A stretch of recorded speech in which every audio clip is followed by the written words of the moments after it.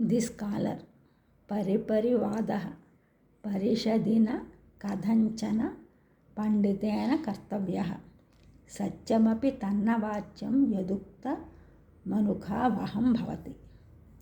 పరిపరివాదః పరిషదిన కథంచన పండితేన కర్తవ్యః సత్యమపి తన్న వాచ్యం యదుక్త మనుఖావహం భవతి. పండితుడు సభాముఖాన ఎప్పుడు ఇతరులను దూషించరాదు. నిజమే అయినప్పటికీ ఇతరుల మనసుకు కష్టం కలిగించే మాట చెప్పకూడదు. The scholar may not criticise anybody on the dais.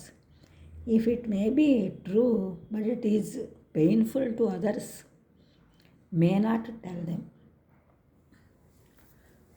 భూమిపత వర్ధపత విద్యావృద్ధే తపోధికే బహుషు మూర్ఖే శ్వరిషు గురుషు చ విదుషా నైవోత్తరం వాచ్యం. భూమిపత వర్ధపత విద్యావృద్ధే తపోధికే బహుషు మూర్ఖేశ్వరిషు గురుషు చ విదుషా నైవోత్తరం వాచ్యం.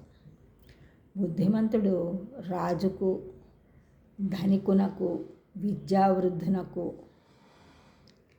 తపశ్శాలికి, సంఖ్యాబలమున్న వారికి, మూర్ఖులకు, శత్రువులకు, మాతాపితరులకు, ఉపాధ్యాయులు మొదలగు పూజ్యులకు ఎదురు చెప్పరాదు, అసంబద్ధముగా పలుకురాదు. An intellectual person should obey to the king, to the wealthy person, to the scholar, and to the pandits, and to the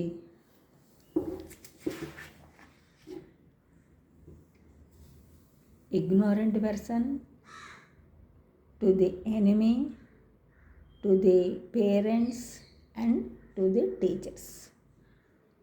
Don't speak unnecessary words to them.